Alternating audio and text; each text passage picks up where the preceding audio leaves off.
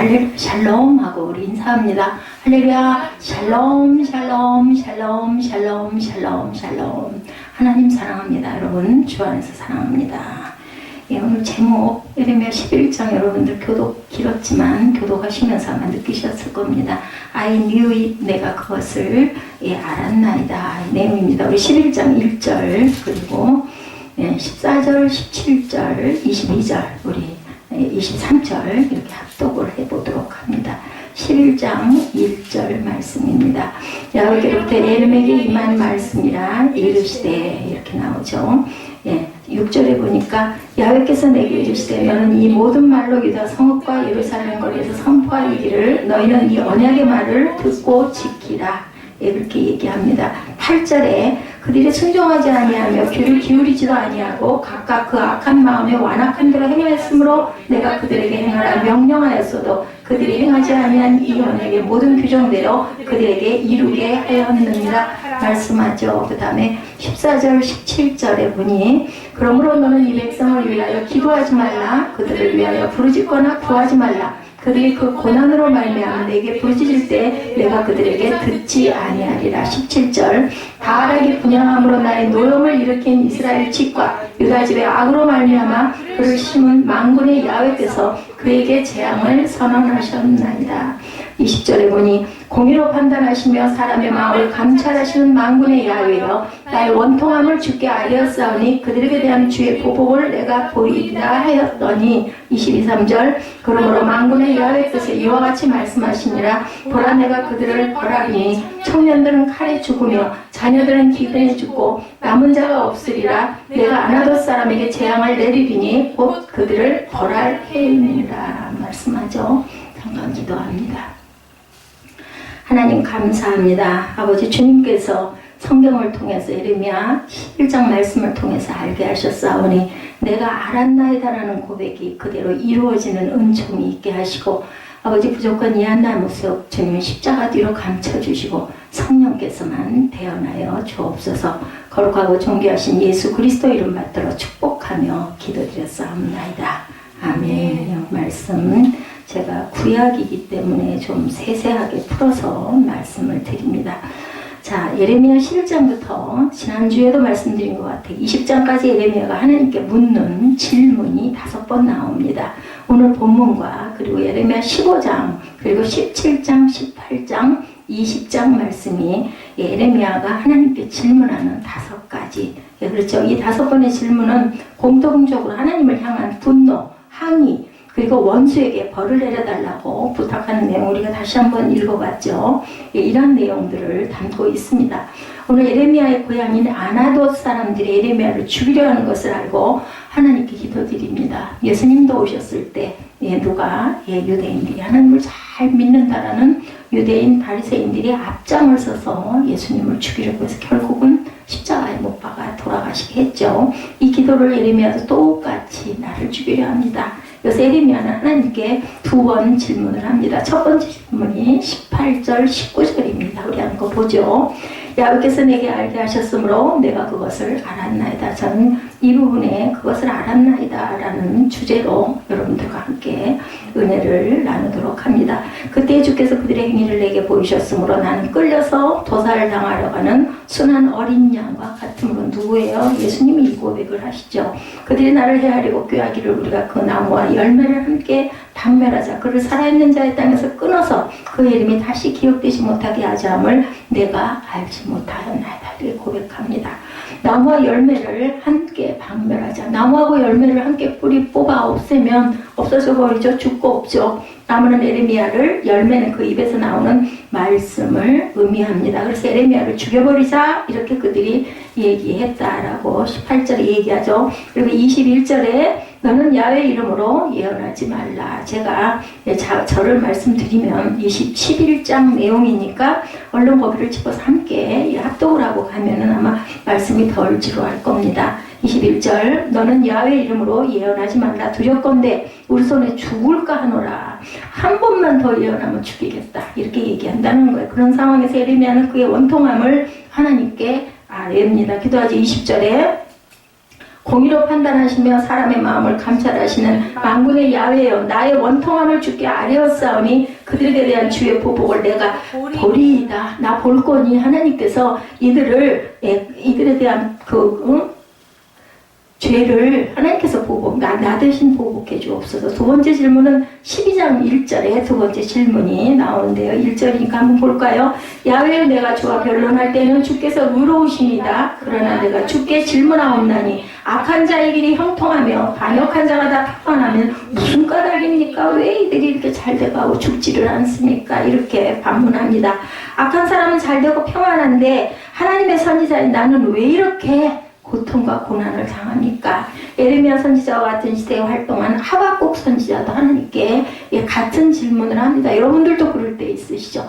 나는 정말 선하게 살고 나는 그래도 예수 믿고 11조도 하고 열심히 하나님께 기도도 하고 찬양의 기쁨도 있는데 왜 하나님이 이렇게 어려운 고난이 자꾸 옵니까? 이 마음이 지금 예레미야와 하박국의 고백입니다. 하박국 1장 2, 3절, 13절 한번 보죠. 야훼여 내가 주께 부르짖어도 주께서 듣지 아니하시니 어느 때까지니까 하박국이 이렇게 고백합니다. 하박국 1장 2, 3절입니다. 내가 강포로 말미암아 외쳐도 주께서 구원하지 아니하시나이다. 어찌하여 내게 죄악을 보게 하시며 폐역을 눈으로 보게 하시나이까. 하박국이 이렇게 고백했어요. 13절에는 어찌하여 거짓된 자들을 방관하시며 악인이 자기보다 의로운 사람을 삼키는데도 잠잠하시나이까. 왜 그렇게 가만히 계십니까? 어찌하여 듣지 않으십니까? 어찌하여 구원하지 않으십니까? 어찌하여 잠잠하십니까? 이렇게 말씀하죠. 시편 13편에서도 다윗이 하나님께 두 가지 질문하는 모습이 나타나는데요. 150편의 시 중에서 3분의 1이 탄식의 시예요. 시편이 그 시대는 어땠다고요? 곡조를 붙여가지고 찬양으로 노래하는 곡조가 있는, 지금 우리는 그냥 읽지요. 그런데 그때는 곡조가 다 있었습니다. 누가 다윗이 이 부분을 굉장히 많이 지어서 하나님께 올렸죠. 하나님께서 언제까지 이 고생을 지속시키시니까 13편에서 시편 13편에서 저희에게 주신 약속은 도대체 언제 이루어집니까? 여러분들 하나님의 약속은요 우리가 생각하는 것처럼 예있다 하고 빨리빨리 안 주시더라고요. 제가 보니까. 중요한 거는 인내예요. 오래 참고 기다릴 줄 아는 사람이 승리합니다. 뭐라 그래요? 성공하는 자는 뭐의 싸움에 있다고요? 궁둥이. 그죠? 얼마나 많이 붙이고 앉아있느냐에 따라서 그것이 이루어지기도 하고 안 이루어지기도 하는 것처럼 기도도 마찬가지인 것 같습니다. 고통 중에서 하나님께 질문을 하죠. 악인들에게 억울하게 고난을 당하는 의인이 하나님께 어떻게 부르짖었을까? 울며 부르짖었을 겁니다. 이러한 질문은 우리의 질문이기도 합니다. 여러분들 똑같습니다. 그 시대에 그게 나오고 무슨 상관이 있어? 아닙니다. 그 예레미야 심정이 저와 여러분의 심정인데 다른 거는 예레미야는 죽을 길을 쓰면서 하나님께 매달려서 울부짖으면서 기도했다는 것. 우리는 그냥 아이고 이걸 어떡하나 하고 그냥 그렇게 하고 다니는 그 차이가 있어요. 그래서 답답하면 하나님께 질문하지 않을 수가 없죠. 저도 마찬가지입니다. 우리가 하나님께 하는 모든 질문은 뭐예요? 기도로 이루어지죠. 때로는 가까운 사람에게 아이고 내가 이러이러한 일들이 왜 이렇게 있는지 몰라 이거를 여러분들 기도로 하나님께 바꿔서 드리시기 바랍니다. 자, 그러므로 모든 질문은 현문이다라는 말이 있어요. 무엇이든지 답답한 일이 생기면 하나님께 물으시면 질문하시면 하나님께서 이루어 주시는데 그 시와 때가 우리의 답답한, 우리의 마음이 급한, 우리의 갈급한 때와는 좀 다르다라는 거. 어떨 때는 느리기도 하고 어떨 때는 기도하자마자 당장 기적같이 일어나기도 하고 또 때로는 아무런 대답이 없기도 합니다. 그것도 뭐라고요? 응답이다. 색지라 그러죠. 하나님께 드리는 기도의 답은 하나님이 대답하시죠. 두 번째로 예레미야가 질문하니까 첫 번째 질문인 아나돗 사람들에 대해서는 22, 3절에 대답합니다. 오늘 본문 22, 3절 보십시오. 그러므로 만군의 야훼께서 이와 같이 말씀하시니라. 보라 내가 그들을 벌하리니 청년들은 칼에 죽으며 자녀들은 기근에 죽고 남은 자가 없으리라. 내가 아나돗 사람들에게 재앙을 내리니 곧 그들을 벌할 때니라. 이렇게 대답하세요. 두 번째 질문은 악인의 형통함과 평안에 대해서는 예레미야 12장 5, 6절에 대답을 하십니다. 우리 볼까요? 예레미야 12장 5, 6절 보십시다. 만일 내가 보행자와 함께 달려도 피곤하면 어찌 능히 말과 경주하겠느냐. 내가 평안한 땅에서는 무사하려니와 요단 강물이 넘칠 때는 너 어떡할래? 내 형제와 아버지의 집이라도 너를 속이며 내 뒤에서 크게 외치나니 그들이 내게 좋은 말을 할지라도 너는 믿지 말지니라. 악인들의 말이 그럴싸하더라도 믿지 말아라. 고행자는 원어로 보병을 가리킵니다. 보병이 뭐예요? 군대 다녀오신 분들은 알 거예요. 걸어가면서 싸우는 사람을 보병이라고 그러죠. 보병과 싸워도 피곤할 텐데 어찌 네가 말과 어떻게 경주를 해서 이길 생각을 하느냐 이 뜻입니다. 기병과 어떻게 싸우겠느냐. 앞으로 요단강물이 넘칠 때 그럼 너는 어떻게 할래? 물어보시면 하나님 거꾸로 요단강물이 범람할 때가 있다고 그러죠. 이스라엘에 있습니다. 요단강물의 범람은 바벨론의 침략을 얘기합니다. 상징적으로는 더 큰 어려움이 닥치면 너 어떻게 할래? 지금은 요단강물이 범람하지 않았어. 근데 그게 범람하면 너 어떡할래? 꼼꼼없이 물에 잠겨서 죽을 수밖에 없지 않겠느냐. 하나님은 에레비의 질문에 직접적인 대답을 하지 아니하시고 이렇게 상징적으로 대답을 하시는데, 다른 점, 믿는 자와 믿지 않는 자의 다른 점은, 믿는 자는 그것이 내 마음에 옵니다. 이해가 됩니다. 해석이 됩니다. 근데 믿지 않는 자는 도대체 무슨 말이야? 나랑 이게 무슨 상관이 있어?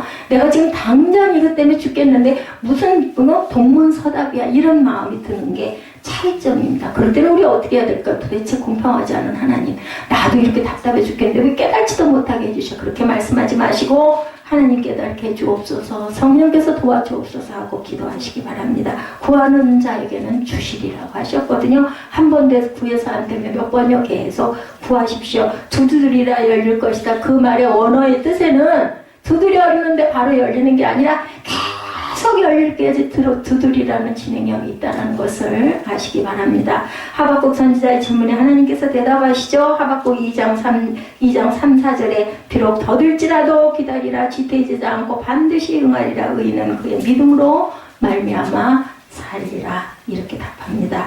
기다리는 것이 바로 믿음이라고 말씀하십니다. 그 믿음으로 너는 살게 될 것이다. 안 기다리면 어떡할 거예요? 그죠? 어차피 우리는 살아가야 되는데, 이왕이면 믿음으로 기다리면서 하나님께 순종하는 모습을 보이시기 바랍니다. 절망하지 마시고 포기하지 마시고, 포기하지 아니하면 뭐라고요? 그대로 이루어지리라 말씀하시죠. 하나님의 대답을 듣는 하박국은 하나님을 찬양합니다. 하박국 3장 17, 8절에 우리 보죠. 너무 잘하는 말씀, 너무 우리 좋아하는 찬양이죠. 비록 무화과 나무가 무성하지 못하며 포도나무에 열매가 없으며 감람나무에 소출이 없으며 밭에 먹을 것이 없으며 우리의 양이 없으며 외양간에 소가 없을지라도 나는 야훼로 말미암아 즐거워하며 나의 구원의 하나님으로 말미암아 기뻐하리로다. 이거 쉬우세요? 먹을 것도 없고 열매도 없고 소출도 없고, 그죠? 예, 아무것도 없어. 우리의 양도 없고 소도 없고 용서도 지을 수가 없죠. 양도 없고 소도 없으니 그런데도 나는 즐거워한다.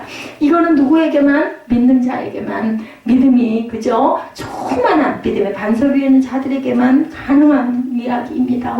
저도 그렇게 못합니다. 그래도 우리는 어때야 할까요? 이 말씀을 믿고 바라보고 기도해야 된다는 겁니다.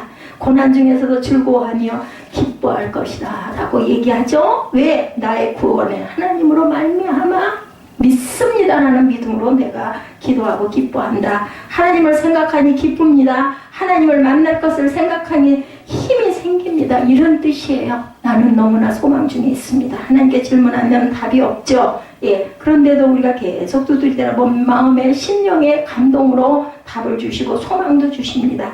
직접적인 답을 얻기도 하지만 에레미야에게 응하신 것처럼, 하박국에게 답을 주신 것처럼 어려움을 견뎌낼 수 있는 그런 믿음을 주신다는 겁니다. 큰 고난 속에서도 다니엘의 세 친구처럼 하나님을 여전히 신뢰할 수 있도록 우리가 기도했을 때 하나님께서는 그것을 도와주십니다. 우리를 위기에서 헤쳐나갈 수 있는 지혜와 용기를 허락하십니다. 야곱은 형 에서가 400명의 군사를 거느리고 야곱을 죽이러 온다는 소식을 듣고 야복강가에서 밤새도록 기도하는 부분이 창세기에 나타나죠. 수많은 질문을 했을 거예요. 하나님께서 지켜주시고 인도하고 고향으로 돌아오게 하신다고 약속하지 않았습니까? 예, 네가 돌아올 때까지 내가 너와 함께 하겠다고 하시지 않았습니까? 아마 이렇게 질문했을 겁니다. 하나님께서 이제 고향으로 돌아가라고 말씀하셨지 않습니까? 근데 왜 나를 죽게 만드십니까? 이렇게 항의하게 됐을 겁니다.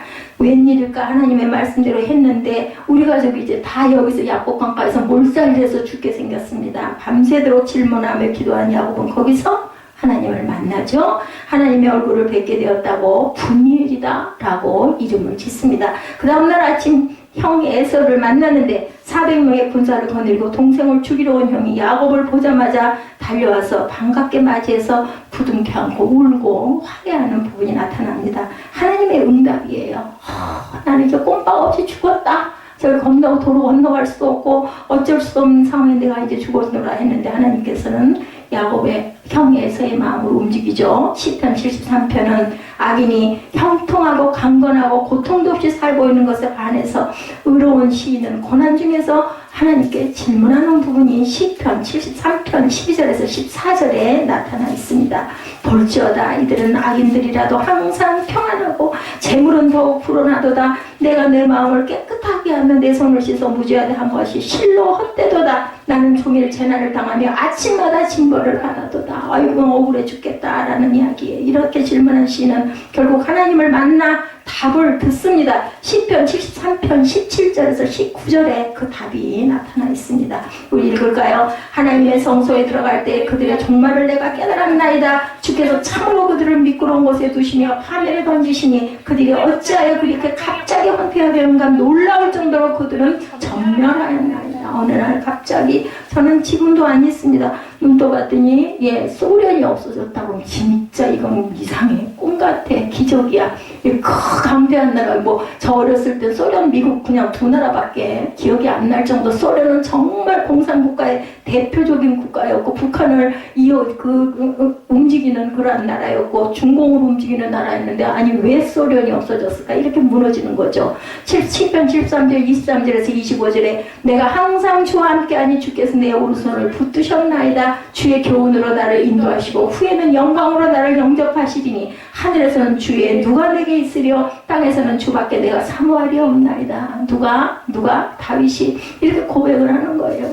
고난과 어려움 속에서 말이 그렇지 10년 동안을 10년 이상을 도망다니고 그저 양치는 목동 우리가 생각할 때는 푸른 초장에서 멋져 보이고 푸른 하늘을 바라보고 들어 누워가지고 불필이나 불고 있을 것 같지만 그 시대에 그 시절에 그 다윗의 그 목자가 된 그 모습은 정말 힘들고 고난스러운 하루하루죠. 풀 뜯을 곳도 제대로 없습니다. 찾아서 그 양떼들을 끌고 어딜지도 모르는 곳을 이동하면서 초상을 찾아야 되는 그러한 다윗은 고백을 하나님께밖에 드릴 데가 없었어요.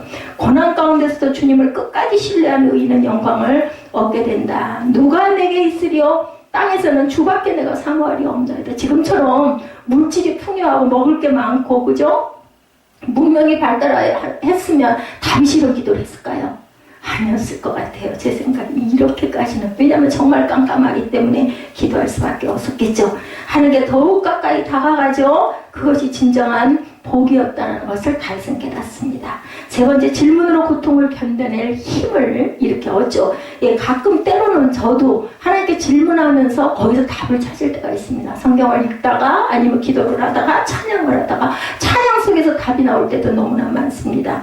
예레미야는 극도의 고통과 불안감 속에 하나님께 나아가 수차례 질문하면서 그에게 맡겨진 사역에 따른 모든 어려움을 끝까지 견뎌내죠. 여러분들 우리 누구 성공했다, 누가 부자가 됐다, 누가 어디 고시에 패스를 했다, 아이고 그 힘든 공무원 고시에 패스를 했다 하면 아이고 잘했네 소리를 하고, 그거 들여다보 나도 그래야지, K-팝에 나가가지고 누가 우승을 했더라, 준우승을 했더라 하면 아이고 어떻게 하다가 그렇게 귀한 재능을 주셨을까 이렇게 생각하시죠. 그런데요, 저는요 그 K-팝을 여러 번 봤습니다. 특히 제가 그 3회에서 은혜를 받았기 때문에 굉장히 많이 봅니다. 그런데 보면서 제가 그 순간순간을 보면서 느끼는 건 뭐냐면요, 끝까지 살아남은 자는 끝까지 피나는 노력을 해서 얻은 결실이구나. 타고난 게 있어요. 천재적인 재능이 기타를 잘 치고 편곡을 잘하고 있습니다. 그런데 더 잘하는 것 같은 사람이 어느 날 뚝 떨어질 때가 있더라고요. 보니까 그거는 정말 그 사람의 그 건강 관리하는 것도 능력이라고 그러죠.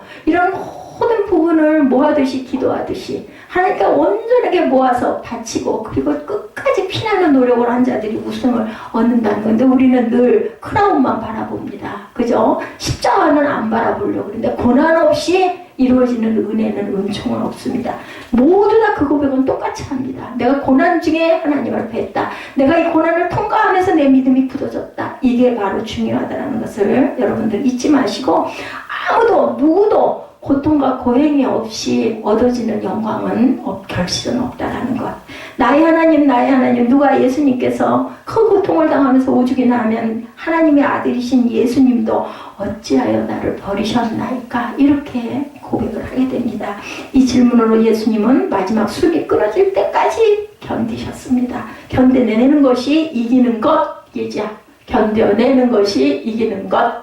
2학기 겨울방학을 통해서 잘 견뎌내고 또 새로운 꿈과 소망을 안고 다시 일어나는 우리 김예지가 되기를 주님의 이름으로 축복합니다. 하나님께 가까이 함이 내게 복이라. 이 고백이 우리의 고백이 되시기를 주의 이름으로 축복합니다.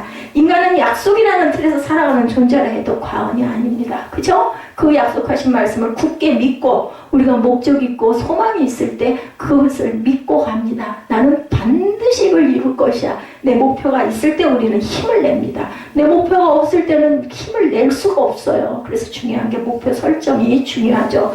사회 속에서 이 약속이 무너질 때 세상은 혼란스러워지고 세상은 불신의 세상이 됩니다. 뭐가 무너져요? 규칙이 무너져 버리죠. 한 사람의 인생을 살아가면서 수많은 약속을 하고 살아가지만 많은 사람들이 그 약속을 당연히 다 지키고 살아가는 사람은 없습니다.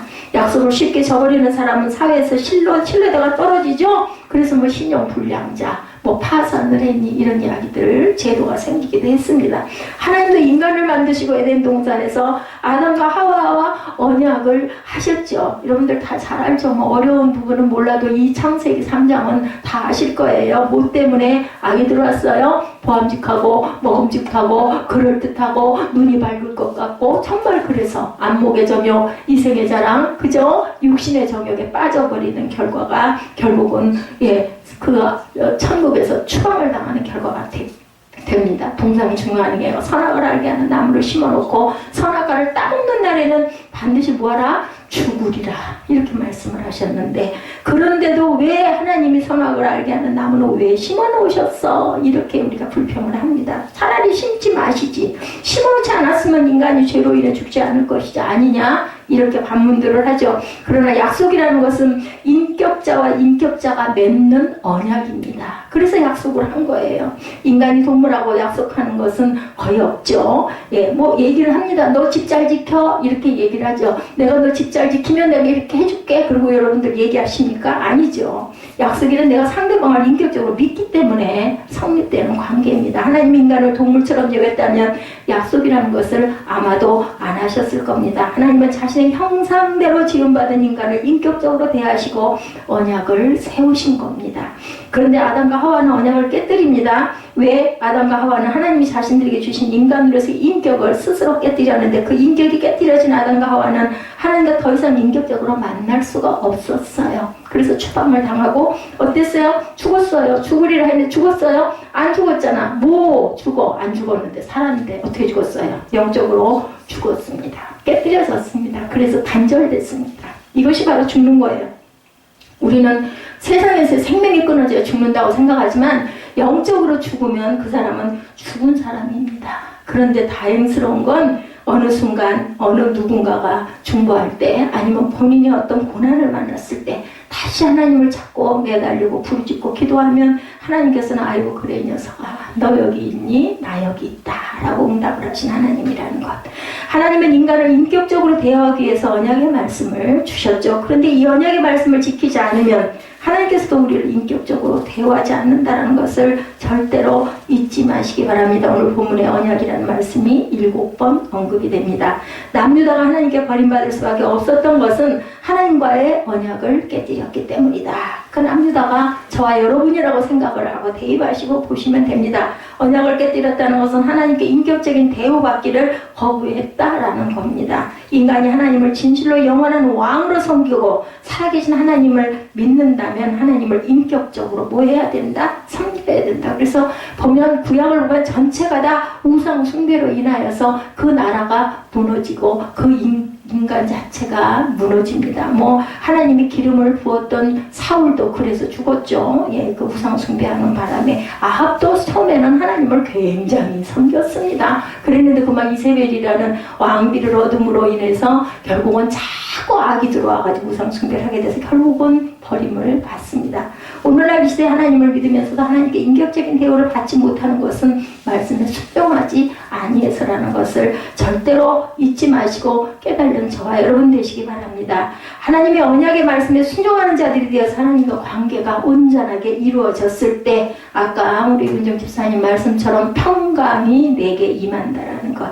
언약의 말을 따르지 않는 자는 뭘 할 거라고요? 저주를 받을 것이다. 이렇게 오늘 본문에 말씀합니다. 4절에 이 언약은 내가 너희 조상들을 쇠풀무 애굽 땅에서 이끌어내던 날에 그들에게 명령한 것이다. 이렇게 말씀을 하죠. 지금 모세가 시내산에서 받은 하나님의 말씀이었죠. 모세도 당시에 백성들에게 선포했습니다. 신명기 27장 26절입니다. 이 율법의 말씀을 실행하지 아니하는 자는 모를 것이라 저주를 받을 것이요 모든 백성은 아멘 할지니라 이렇게 말씀하고 있습니다. 모든 성경은요 다 축복이 있으면 거꾸로 저주의 말씀이 있는데 여러분들 축복의 말씀이 역구절 있으면 저주의 말씀은 배가 된다는 것을 기억하시기 바랍니다. 설교를 하시는 목사님들이 축복의 말씀은 열심히 하는데 저주의 말씀은 잘 말씀을 안 하십니다. 그렇기 때문에 우리는 본문을 끝까지 읽어봐야 합니다. 솔직히 교회 나오지 않고 있을 때 이 구약의 예레미야를 여러분들 읽으시겠어요? 뭐 마태복음이나 요한복음이나 이런 그 신약은 조금 읽으실 수 있지만 구약은 특별한 일이 아니면 잘 접하지를 못하게 됩니다. 일반적인 분들은. 그래서 제가 전장을 읽습니다. 하나님의 백성으로서 하나님과 말씀으로 언약을 하는 백성은 말씀에 순종하고 행할 때 하나님의 백성이 되고 나는 너의 하나님이 돼서 내가 너를 지킬 것이다 라고 말씀을 하죠. 반대로 다시 말하면 하나님과 언약을 지키지 아니할 때 하나님의 백성이 될 수가 없다. 내가 너를 보호할 수가 없다라는 거죠.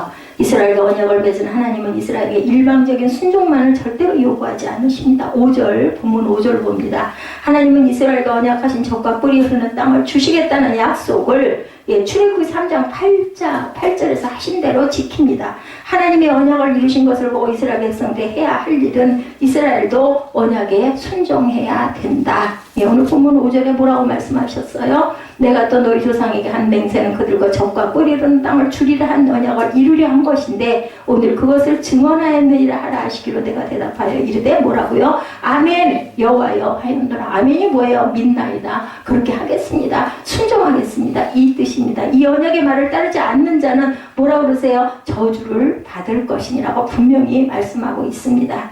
독생자 예수를 이 땅에 보내시고 십자가에서 죽게 하시고 우리의 모든 죄를 사해 주실 것을 언약하시죠. 우리에게 먼저 언약을 지키십니까? 하나님께서 먼저 지키십니다. 이사야 1장 18절에 너희의 죄가 주홍 같을지라도 눈과 같이 희어질 것이요 진홍같이 붉을지라도 양털같이 희게 하리라. 내 언약을 그대로 지키고 믿으면 뭐 여러분들 그냥 우리 꼬마들도 잘 알죠? 요한복음 3장 16절에도 하나님의 세상을 이처럼 사랑하사 누구를? 독생자를 주셨으니 이는 그를 믿는 자마다 멸망하지 않고 영생을 얻게 하심이라. 여기서 핵심 포인트가 뭐예요? 믿는 자마다입니다. 이를 믿는 자. 무엇을? 독생자 예수 그리스도가 하나님의 아들이고 그분이 오셔서 나를 구원했다는 것을 믿는 자마다 멸망하지 않고 영생을 주시겠다. 어려울 게 하나도 없어요. 믿기만 하면 돼요. 그래서 그런 말씀들 하시죠. 어떤 목사님들은 덮어놓고 그냥 무조건 믿어. 근데 또 거꾸로는 그렇게 무조건 믿으면 안 돼. 뿌리가 약해서 잘 말씀을 잘 파악해서 깨달아 알게 해야 되는데 그냥 그래 믿나이다고 그냥 덮어놓고 믿기만 해도 하나님께서는 우리에게 은혜를 주십니다. 하나님이 언약을 지키셨던 것처럼 이제 하나님의 언약을 믿는 자는 이 언약의 말씀에 순종하며 살아가야 할 책임과 의무가 있다. 그러므로 날마다 예수의 피로 나의 죄를 씻으며 살아가야 하고 예수님을 온전히 믿고 살아가야 된다. 형식과 의식으로 믿는 믿음이 아니라 마음과 뜻과 힘을 다하여 언약의 말씀을 믿고 순종하면서 살아가야 된다는 겁니다. 예수 그리스도의 피가 나의 죄를 사해 주신다는 언약 여러분들 믿으십니까? 아멘입니다. 이럴 때 아멘 하시는 거예요. 나 또한 날마다 예수 안에서 살아갈 때 하나님이 나를 인격적으로 만나 주실 것을 여러분들 믿습니까? 아멘 하시기 바랍니다. 예수가 사망 권세 이기시고 부활하셨고 다시 오실 것이라는 언약의 말씀을 믿는다면 나 또한 부활의 소망을 가지고 다시 오실 예수를 기다리며 준비하는 자로 살아가야 할 것입니다. 계시록의 일이 뭐 그냥 하나의 그냥 상징이지 그게 무슨 그럴 일이 있겠어? 근데 세상이 지금 그렇게 변하지 않습니까? 이제는 창문도 제대로 못 열어요. 예, 제가 한 15년 전만 해도 이렇게 그 스모그 형산이 심하지 않아. 그런 일이 없었습니다. 황사가 가끔 있다 그래가지고 그거를 내가 알게 된 것도 10년 좀 넘었지. 그 이전에는 무슨 황사니 뭐 이런 거 저는 몰랐습니다. 근데 정말 공기가 나빠졌죠. 물을 무슨 돈을 내고 사 먹어요. 무슨 수돗물을 못 먹어요. 뭐 우물물도 그냥 떠서 먹고 이런데 이제 약수도 제대로 그냥 못 먹습니다. 겁이 나가지고. 하나님 말씀 앞에는 어떤 타협도 없습니다. 율법적으로 지키는 것이 아니고 율법적으로 말씀을 지키는 것은 하나님을 인격적으로 사랑하지 않는 모습입니다. 추수감사의 달이죠. 추수감사의 주일이 어느 교회는 첫째 주, 어느 교회는 둘째, 셋째 주. 왜냐하면 첫째 주는 성찬 주일이 있기 때문에 겹치지 않습니까? 어느 교회는 첫째, 둘째, 셋째, 넷째 11월 한 달 내내 감사의 달로, 감사의 주일로, 추수감사 주일로 지켜요. 그래서 헌금도 특별히 구별해서 하고 특별히 감사를 더 많이 하기도 합니다. 한 달 내내 감사 주일 감사헌금 봉투를 씁니다. 그런데 몇 주가 중요한 게 아닙니다. 마음이 가장 중요하죠. 우리가 마음에서 우러나면 뭐예요? 예? 너무 감사하고 고마움. 우리 사랑만 해도 어떻게 합니까? 뭔가 맛있는 거라도 하나, 특별한 거 뭐라도 하나, 이렇게 주고 싶은 마음이 들죠. 하나님께 그런 마음으로 드리는 저와 여러분 되시기 바랍니다.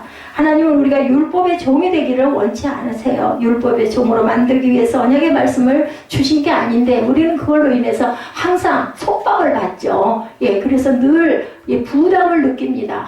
그냥 예수 믿었더니 정말 이렇게 복잡해. 내 마음대로 할 수도 없고 쉴 수도 없고 어디를 갈 수도 없고 이런 생각들을 많이 합니다. 그럴 때 하나님이 내게 주신 생명을 기억하시기 바랍니다. 하나님을 인격적으로 사랑하기 때문에 언약의 말씀을 지켜야 된다는 거죠. 결과는 똑같은 것 같지만 다르죠. 내가 사랑하는 사람에게는 아깝지가 않아요. 뭘 주어도 시간을 내도 하루 종일이라도 들여다보고 있는데 내가 그냥 할 수 없이 해야 돼. 이럴 땐 정말 싫죠. 그죠? 드리는 것, 주는 것도 아깝습니다. 언약의 말씀을 지킴으로 인해서 하나님을 사랑하는 것이 아니라 하나님을 사랑하기 때문에 언약의 말씀을 지키는 그러한 자유가 되시기를 저와 여러분에게 임하시기를 주님의 이름으로 축복합니다. 두 번째 언약을 깨뜨린 남유다에 대해서 징벌의 말씀을 하시죠. 6절에서 언약의 말을 듣고 지키라고 하였고 7절에서도 내가 너희 조상들을 애굽 땅에서 인도하여 낸 날부터 오늘까지 간절히 경계하며 끊임없이 경계하기를 너희는 내 목소리를 순종하라 하였지만 그들은 순종하지 않습니다. 8절에 봅니다. 그들이 순종하지 아니하며 귀를 기울이지도 아니하고 각각 그 악한 마음으로 완악한 대로 행하였으므로 내가 그들에게 행하라 명령하였어도 그들이 행하지 아니한 이 언약의 모든 규정대로 그들에게 이루게 하였느니라. 말 안 들었으니까 말 안 들은 것의 열매를 네가 먹어라. 무슨 열매겠어요? 쓴 열매죠. 죽음의 사망의 열매입니다. 순종하지 아니하고 어떻게 했다고요? 악하고 완악한 마음대로 행하였다. 이렇게 나타나 있습니다. 이러한 그들에게 이 언약의 모든 규정대로 그들에게 이루어지게 해준다는 거예요. 우리는 열매하면 귀한 열매, 단 열매, 그저 생명의 열매만 생각하는데 악한 자에게 주는 열매는 심판의 열매, 죽음의 열매, 사망의 열매라는 것을 잊지 마시기 바랍니다. 그래서 의인에게는 생명의 그 곳으로 악인들에게는 멸망의 문으로 영생의 문이라고 그러죠. 멸망의 영생의 문, 좀 아이러니하지만 사실은 멸망 안에 영원하게 사는 열매를 주신다는 겁니다. 이스라엘 백성이 이렇게 된 데는 두 가지 이유 9절에서 말씀하죠.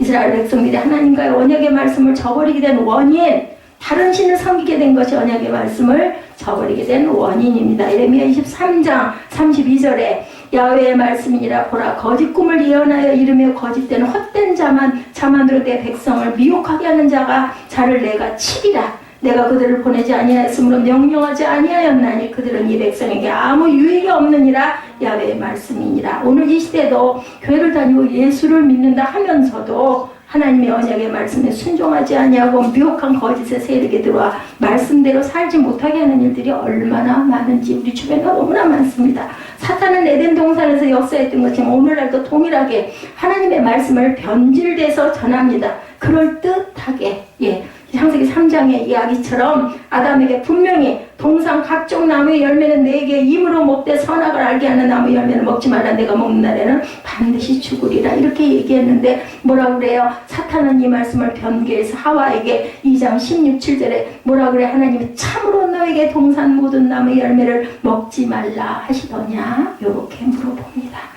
그럴듯하게 변개하죠. 거짓된 악한 세력도 하나님 말씀을 이렇게 안전하는 것이 아니라 살짝 바꿔서 전한다는 걸 절대로 잊지 마시고, 그래서 믿음의 뿌리가 중요합니다. 예, 뭐 목사님들 설교하려고 다 그럴듯해요. 이단이라는 양반들도 보면. 그런데 뭐가 다르다고요? 이단은 끝단자가 다르다는 거죠. 끝이 다르다. 그래서 끝까지 들어봐야 되고, 정말 말씀은 정말 성경 말씀 그대로를 잘 온전하게 전하는가를 항상 우리가 살펴야 합니다. 다니엘 7장 25절에 그가 장차 지극히 높으신 이를 말로 대적하며 지극히 높으신 이의 성도를 괴롭게 할 것이며, 그가 또 때와 법을 고치고자 할 것이며 성도들은 그의 손에 붙임바 되어 한 때와 두 때와 반 때를 지나리라. 악한 자들의 손에 붙여지면 이렇게 허비하고 간다라는 거죠. 11절에 보니 보라 내가 재앙을 그들에게 내리니 그들이 피할 수 없을 것이라. 그들이 내게 부르짖을지라도 내가 듣지 아니할 것인즉.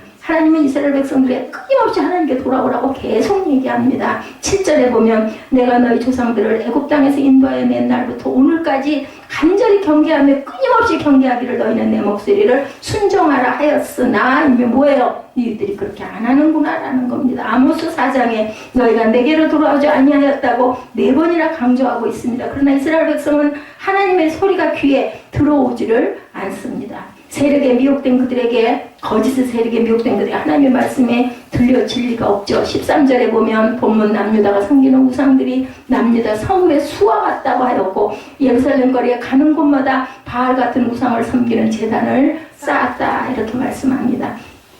영적으로 거짓의 세력에 완전히 덮여버린 예루살렘에 하나님의 말씀을 지킨다는 것은 불가능할 것이다. 우리가 마지막 때 우리 세빈 예배에서도 제가 말씀드렸지만, 머리에 이마에 짐승의 표를 받지 않으면은 다 휴거가 된 다음에는 아무도 살 수가 없습니다. 살아남을 수 있는 방법은 거기에서 순교하는 방법, 굶어 죽는 방법, 그들이 쏘는 총에 맞아 죽는 방법밖에 없다라는 것.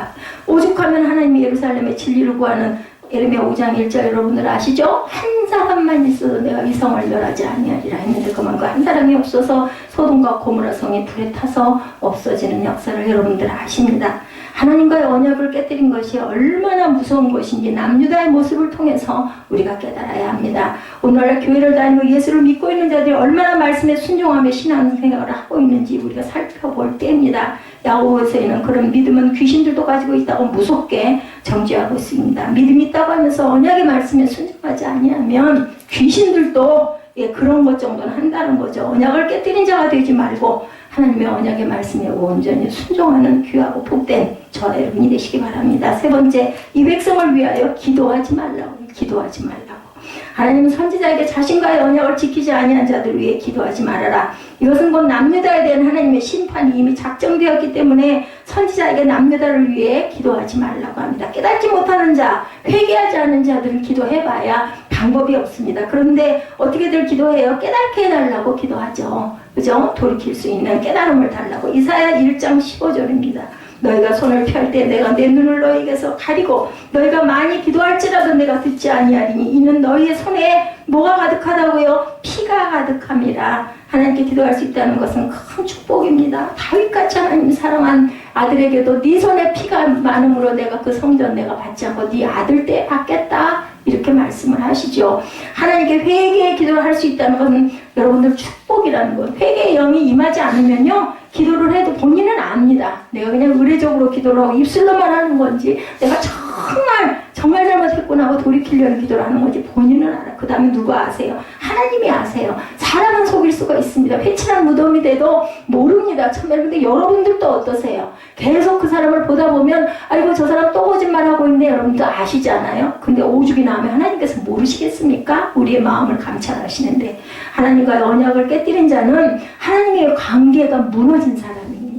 관계성이 무너진 자가 어떻게 하나님께 기도를 하겠으며 기도를 한들 응답이 있을 수가 없겠죠. 그러므로 하나님과의 관계가 무너진 사람은 더 악하고 탓된 길로 갈 수밖에 없다라는 것을 우리가 알아야 됩니다. 그 모습을 남유다에게서도 찾아볼 수 있는데 세 가지로 보이죠. 15절에 하나님과의 관계가 무너지고 타락되면 하나님의 성전에서 악을 행하게 된다. 첫 번째로, 그죠? 나의 사랑하는 자가 많이 행음하였으므로 거룩한 제육이 그에게서 떠났거늘 나의 집에서 무엇을 하는고 그가 악을 행하며 기뻐하도다. 나의 집에서 무엇을 하려느냐? 이렇게 물으십니다. 남유다 백성은 이미 하나님과 언약을 깨뜨린 자예요. 그런데 그들이 하나님 성전에 와서 예전처럼 예물을 드리고 기뻐하고 있다라는 겁니다. 네가 그래 받댔자 내가 네 예배를 내가 받겠느냐? 이런 말씀이에요. 이사야 1장 11, 12절이죠. 야훼께서 말씀하시되 너희의 무수한 재물이 내게 무엇이 유익하뇨? 나는 순양의 번제와 살찐 짐승의 기름에 배불렀고 나는 수송아지는 어린 양이나 순염소의 피를 기뻐하지 아니하리라. 12절에 너희가 내 앞에 보이러 온 이것을 누가 너에게 요구하였느냐? 내 마당만 밟을 뿐이라. 마태복음에도 이 말씀이 있죠. 헛된 재물을 다시는 가져오지 말라. 분양한 내가 가증히 여기는 바요 월삭과 안식일과 대회로 모이는 것도 그러하니 성회하고 악을 행하는 것을 내가 견디지 못하겠노라. 예, 그래서 약 80년 전에 이사야 선지자를 통해 책망했던 그것을 남유다는 버리지 않고 예레미야 시대에도 동일하게 이사야가 예레미야보다 80년 전에 왔던 이 말씀을 이 시대에 똑같은 거룩한 성전에서 형식과 외식과 예배를 드리고 있다라고 책망을 예레미야를 통해서 합니다. 그러니까 얼마나 오래오래 참으신 것인지 알 수가 있겠죠. 하나님과의 관계가 이미 무너졌음에도 그것을 모르고 여전히 하나님께 예배드리고 있는 것을 하나님은 악한 음모를 꾸미고 있다라고 말씀합니다. 오늘날 이 시대 이 땅에서 이러한 예배가 드려지고 있지는 않은지 제가 여러분에게 드리는 말씀이 그래서 항상 신령과 진정으로 요한복음 말씀이 우리 그 주보에 항상 찍혀있죠. 드리는 예배가 되게 참된 예배를 드리는, 만약에 그러한 예배를 드린 곳이 있다면 그건 하나님의 성전이 아니라 악한 음모를 꾸미고 있는 더럽고 가증한 곳이다. 열왕기상 18장 21절에 엘리야가 모든 백성에게 가까이 나아가 이르되 너희가 어느 때까지 둘 사이에서 머뭇머뭇하려느냐? 야훼가 만일 하나님이면 그를 따르고 바알이 만일 하나님이면 그를 따를지니라 하니 백성이 한마디도 대답을 아니하는지라. 마태복음 6장 24절에 한 사람이 두 주인을 섬기지 못할 것이니 혹 이를 미워하고 저를 사랑하거나 혹 이를 중히 여기고 저를 경히 여김이라. 너희가 하나님과 재물을 겸하여 섬기지 못. 섬긴다는 건 뭐예요? 무상시한다는 거예요. 뭐 재물이 나쁜 게 아니죠. 그런데 하나님을 섬겨야지 돈을 섬겨서는 안 되는데 실제로 우리들 마음이 어때요? 돈이 없으면 어떻게 살아? 돈이 제일이지. 돈이 최고지. 무슨 하나님 섬기고 예배한다고 내가 가만히 있는데도 그걸 다 채우시냐? 이렇게 생각을 하게 됩니다. 여러분들 믿음을 가지시고 하나님을 가까이 하시길 바랍니다. 돈이 아무리 많으면 그죠? 어느 선까지는 돈이 필요합니다. 근데 여러분들 돈이 많다고 해서 평안합니까? 오히려 근심, 걱정, 고민, 사건, 문제는 더 많다라는 거 여러분들 아실 겁니다. 거룩한 하나님의 성전에 더 이상 두 마음을 품지 말고 나와라. 만약에 그렇게 하지 않으면 남유다처럼 하나님과의 관계는 깨뜨려진다라는 거죠. 이미 하나님과의 관계가 깨뜨려졌음에도 남유다는 악한 예배드리는 무지하고 타락된 자들이 이 땅에 있어서는 안 될 것이다. 야고보서 4장 8절입니다. 하나님을 가까이 하라. 그리하면 너희를 가까이 하시리라. 죄인들아 손을 깨끗이 하라. 두 마음을 품은 자들아 마음을 성결하게 씻으라는 거죠. 우리가 죄를 짓기도 합니다. 그런데 그것을 깨닫고 우리가 씻어야 됩니다. 둘째로 하나님과의 관계가 무너지고 타락되면 하나님은 심은 나무를 뽑아버릴 것이라고 16, 7절에 오늘 본문에서 증거하죠. 하나님은 이스라엘을 나무로 비유하십니다. 애굽에 있던 이스라엘아 나는 나무를 뽑아 가나안 땅에 심으셨는데 처음에 그들은 좋은 열매 맺는 아름다운 푸른 감람나무였는데 세월이 흐르면서 이스라엘은 타락하고 변질이 되어갑니다. 하나님은 변질된 감람나무를 뽑아버리기로 작정을 하죠. 큰 소동 중에 그 위에 불을 피웠고 그 가지는 꺾였도다. 그런데도 전쟁의 소동 중에 그 나무는 불에 타고 가지는 꺾일 것이다. 하나님 보시기에 이스라엘은 이제 아름다운 모습이라고는 찾아볼 수 없고 더럽고 추악한 모습이 되어버렸다. 17절에 나의 노여움을 일으켰다고 말씀합니다. 이스라엘 집과 유다의 집에 악이다 이렇게 말씀합니다. 북이스라엘도 하나님의 노여움에 멸망받았지만 이제 남유다도 더 나도하게 하나님의 노여움으로 그 나무를 뽑아버리시겠다고 역사가 증명하죠. 북이스라엘은 아수르에 의해 BC 722년에 멸망되고 남유다는 BC 586년에 바벨론에 예수님이 오셨던 시기와 가까운 것이 더 뒤에 일어난 일입니다. 587년 하면 우리는 더 전일 것 같은데 아니 거꾸로 보셔야 됩니다. BC 722년 그 이후에 180년 이후에 남유다는 무너집니다. 초대교회들도 처음에는 정말 아름다웠습니다. 여러분들의 초대 첫 번째 그죠? 신앙, 내 첫 신앙이 어땠는지 지금의 내 모습은 어떠한지 그것을 여러분들 딱 생각해 보시면 알 겁니다. 초대교회들도 처음에는 정말 아름다웠습니다. 계시록에 기록된 7교회들을 볼 때 서머나와 빌라델피아 교회를 제외하고는 모두 타락한 교회들이 되었습니다. 새생명 세립교회는 어떠할까요? 여러분들 오늘날 이 시대는 저와 여러분은 어떤가요? 갈라디아서 3장 3절에 너희가 이같이 어리석으냐 성령으로 시작하였다가 이제는 육체로 마치겠느냐 이렇게 말씀을 합니다. 왜 교회들이 하나님의 사랑을 받아 택함받은 자들이 이렇게 타락되어 버리는 것일까요? 하나님과의 언약의 관계가 깨뜨려졌기 때문입니다. 하나님의 언약을 가볍게 여기고 육신의 정욕, 안목의 자랑, 이생의 자랑에 빠지다 보니까 유명해지면 유명해진 만큼 또 아니면 목회를 시작을 했는데 그것이 더 부흥되지 않고 그 자리에 있고 그만도 점점점 못해지면 또 그런 것만큼 자꾸 하나님께서 멀어지는 것. 이러한 자들에게 하나님이 더 이상 어떤 관계를 갖고 싶어 하지 않는다. 그래도 하나님은 이런 무지한 자들에게 뭐라고 자꾸 말씀하세요? 돌아오라고 말씀을 합니다. 예, 그들은 돌아오지 않지요. 그러한 그들에게 하나님이 더 이상 바랄 게 없습니다. 오늘날도 하나님은 말씀하죠. 요한복음 15장 4절에 내 안에 거하라 나도 너희 안에 거하리라. 가지가 포도나무에 붙어있지 아니하면 스스로 열매를 맺을 수 없인같이 너희도 내 안에 있지 아니하면 그러하리라. 당연하잖아요. 가지가 포도나무에 안 붙어있으면 가지가 몸체에 붙어있지 않으면 당연히 말라서 열매를 맺을 수 없습니다. 왜 하나님의 언약을 우리가 가볍게 여길까? 왜 하나님과의 관계를 불편하게 만들까? 더 이상 거짓된 세력에 속지 말고 예수 안에 거하고 하나님의 언약의 말씀을 굳게 붙들고 가시는 저와 여러분들이 되셔야 되겠죠? 하나님과 관계가 무너지고 타락이 되면 어떻게 되나? 선지자의 말을 듣지 아니하고 핍박한다라고 18절에서 23절에 증거되어 있습니다. 하나님과의 관계가 무너진 자에게 하나님의 말씀을 전하는 선지자의 말은 가시처럼 들려줄 수밖에 없겠죠. 듣기 싫겠죠. 이스라엘 백성들은 거짓말이로 듣기 좋은 말을 원합니다. 그러므로 하나님의 심판을 외치는 선지자의 말을 좋아할 리가 없습니다. 19절에 에레미야 선지자를 죽이려던 음모를 꾸미고 있죠. 그런데 에레미야는 도살장으로 끌려가는 순한 어린 양처럼 알지 못하고 있었습니다. 누가 알게 해줬어요? 18절에 야훼께서 내게 알게 하셨으므로 내가 그것을 알았나이다. 제가 오늘 받은 제목이죠. I knew이십니다. 에레미야 선지자를 죽이려고 한 자들은 에레미야 고향 사람들 아나돗 사람들이었습니다. 21절에 보니 야훼께서 아나돗 사람들에 대하여 이와 같이 말씀하시되 그들이 내 생명을 빼앗으려고 찾아 이르기를 너는 야훼 이름으로 예언하지 말라. 두렵건대 우리 손에 죽을까도. 그들이 그렇게 얘기한다는 거야. 아나돗 사람들이 에레미야 선지자에게 하나님의 이름으로 말씀을 전하지 말아라. 그럼 너 나한테 죽어. 너 죽어. 그따위로 말하면 이 얘기입니다. 자신들의 고향 사람이 하나님의 참 선지자로 시대적 사명을 가지고 활동하고 있는데 그것을 자랑스러워해야 하는데 그러면 너는 정령 죽으리라인 거예요. 그 얘기를 합니다. 예수님도 그래서 돌아가셨죠.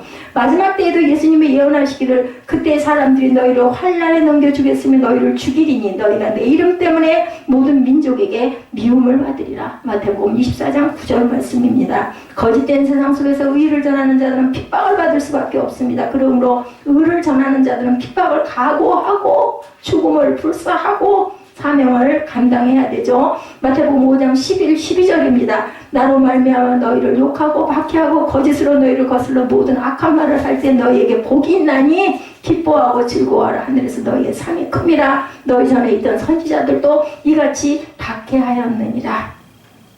마지막 때에 오실 예수를 전하는 자들은 세상에서 종교와 영광을 받으려는 생각도 하지 말라는 거예요. 말씀에는 그렇게 있습니다. 그러므로 마지막 때에 세상에서 그 종교와 영광을 받고 사랑하는 주의 종들이 깊이 깨닫는 그 사명의 감당을 잘 기억해야 된다. 20절에 보니 에레미야는 자신의 말을 믿지 아니하고 자신을 핍박하고 죽이려 하는 고향 사람들의 마음에 깊은 슬픔을 느낍니다.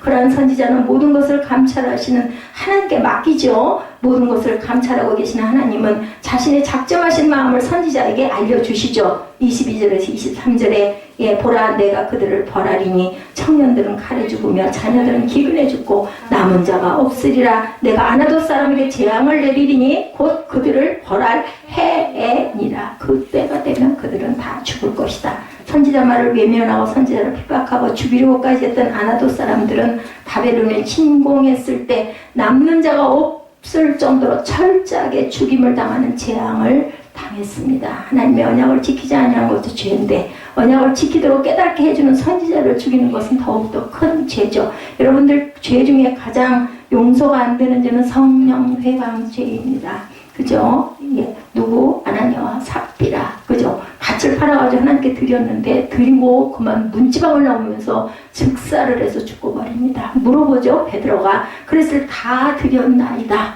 그래가지고 남편이 죽고 조금 한숨 넘어갈 때쯤 아내가 들어와서 또 아내한테 똑같은 질문을 다 이것이 다냐? 다 합니다. 그냥 그 소리가 끝나자마자 문지방에 엎어져 죽죠. 거짓말을 했기 때문에. 그냥 차라리 그거 밭값 팔아서 안 드렸으면 안 죽었을 거예요. 자, 믿는 자들은 남유다 백성들처럼 거짓 종들의 거짓된 가르침에 귀를 기울이고 하나님의 언약을 깨뜨리는 자들이 되고 맙니다. 남유다의 아나스돗이 심판을 당할 때 비참하게 멸망했던 것처럼 마지막 때도 하나님의 말씀을 외면하고 다시 옷을 예수를 준비하라는 말씀을 외면하고 무시하고 핍박한 자들은 남는 자가 없을 정도로 세상은 불로 심판을 당할 것이다. 예, 여러분들 무슨 일이든지 그냥 일어나는 일은 없습니다. 그렇다면은 도대체 하나님이 어떻게 예수님이 나타나셔서 세상을 불로 심판할까? 요즘에 여러분들 징조 안 보십니까? 지진 일어나고, 그죠? 쓰나미 일어나고, 그런 땅은 뜨거워지고, 공기는 이렇게 더러워지고, 이런 일들이 50년, 100년, 200년 지나가면 이 말씀이 아니어도 세상 살기가 힘들어질 겁니다. 에레미야 선지자를 통해 하신 말씀, 하나님께 돌아오지 아니하면 심판하시겠다. 여러분들 질병이 걸려도요, 하나님께서 축복한 자에게는 평강을 주십니다. 마음의 편안함. 그것처럼 귀한 건 없습니다. 어차피 병에서 낫고 안 낫고는, 그죠? 내가 아무리 애를 써도 어쩔 수가 없어요. 우리의 운명은 알지 못할 뿐입니다. 그런데 언제 죽든 40에 죽든 60에 죽든 80에 죽든 100세에 죽든 살아있으면서 지긋지긋하게 고통을 당하면서 마음에, 그죠? 무겁고 무서움을 당하면서 두려워하면서 살아있으면 뭐 하겠어요? 그래서 산 목숨이 죽은 목숨만도 못하다는 말들을 합니다. 그런데 몸이 불편해도 아파도 마음이 천국을 바라보고 기쁘고 즐겁고 감사하면 그처럼 귀한 축복은 없다고 저는 생각을 합니다. 언제 죽든 그게 죽음이 겁이 나기는 하죠. 육신이기 때문에. 그렇지만 어차피 우리는 한 번은 가죠. 하나님은 더 이상 이스라엘에게는 언약의 관계가 아니었습니다. 그들을 심판하실 수밖에 없다. 예, 일본에서 지진 수시로 잘도 일어나죠. 8.8도의 지진이 일어날 때가 있었습니다. 일본에서 이제까지 일어난 지진 중에 가장 강한 지진이었다고 합니다. 하나님이 세상에 마지막으로 언약하신 말씀은요, 세상을 불로 멸하시겠다라는 말씀입니다. 이 세상은 불로 심판받을 수 없는 작정된 모습이라고 베드로후서 3장 12절에 하나님의 날이 임하기를 바라보고 간절히 사모하라. 그날에 하늘이 불에 다 풀어지고 물질이 뜨거운 불에 녹아지려며. 베드로가 있을 때 베드로가 이렇게 증거했습니다. 이 말씀을 믿는 자들은 그날이 언제 올지 모르지만 그날을 위해 준비하며 살아가는 그러한 사람들이 되어야 되겠다. 예, 그래서 믿지 못하는 자들은 세상도 섬기고 하나님도 섬기고 남유다 백성들처럼 형식과 외식된 신앙을 가지고 살아가서는 안 된다라는 거죠. 예, 그러나 내가 비록 하나님의 택하심을 받았다 할지라도 하나님의 언약을 가볍게 여기고 무시한다면 나는 하나님과의 언약이 깨뜨려진 사람이라는 것을 잊지 마시기 바랍니다. 하나님이 우리를 귀하게 여기는 것은 하나님의 언약 관계 때문입니다. 특히 우리는 예수 그리스도의 십자가의 언약으로 이루어진 귀한 하나님의 자녀들이죠. 마태복음 26장 28절에 이것은 죄사함을 얻게 하려고 많은 사람을 위하여 흘리는 바 나의 피, 곧 언약의 피니라. 우리 한 달에 한 번 성찬할 때 이거 말씀 여러분들 자꾸 입술로 고백하죠. 사도행전 4장 12절에 다른 이로서는 구원을 받을 수 없나니 천하 사람 중에 구원받을 만한 다른 이름을 우리에게 주신 일이 없음이라 하였더라 말씀합니다. 예수의 피로 나의 죄가 사함받고 예수 이름으로 나를 구원시켜 주신 난 그 약속을 믿는 자들은 날마다 예수의 피로 회개하고 오직 예수 안에서 성장하는 믿음을 가지고 살아가야 된다라는 것. 하나님의 음성을 듣고자 하는 자는 뭐라고 하시는지 우리 찬양을 통해서 입술의 고백을 통해서 우리가 결단하는 저와 여러분